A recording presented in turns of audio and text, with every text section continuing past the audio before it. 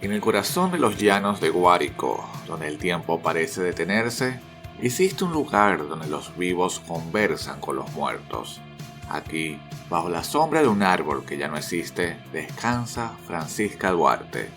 Aunque descansar quizá no sea la palabra correcta, porque Mama Pancha, como la llaman sus devotos, sigue trabajando desde el más allá. Nacida en 1846, Francisca Duarte fue mucho más que una sirvienta. Era la comadrona de Ipire, la mujer que traía vida al mundo mientras la suya se consumía en el trabajo duro. Los ancianos aún recuerdan su carácter. No permitía que la tutearan, exigía respeto, pero era la primera en ayudar cuando alguien sangraba o paría. Su conocimiento de hierba era legendario. Sabía qué hojas aliviaban la fiebre y qué raíces cortaban el dolor de parto. Pero el paludismo, esa enfermedad traicionera que mataba a los más fuertes, también la alcanzó a ella. El día de su entierro, el río Ipire se negó a dejarlos pasar. Las aguas crecieron, como si algo o alguien se resistiera.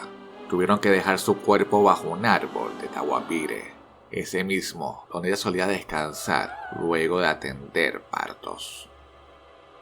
Al amanecer ocurrió lo imposible. El cadáver de Francisca pesaba como si estuviera lleno de piedras. Ni 6 hombres lograron moverlo. Fue ella quien eligió quedarse, dicen los viejos. Y así, en ese lugar donde ayudó a tantos, nació el culto al ánima del Tahuapire.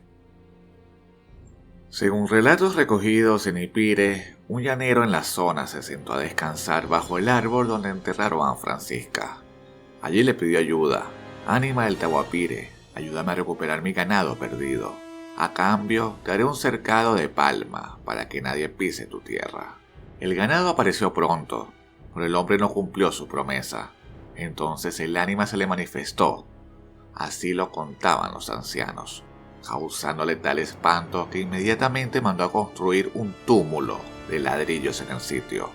Esta construcción rudimentaria fue el origen de lo que hoy es la capilla del ánima de Tahuapire.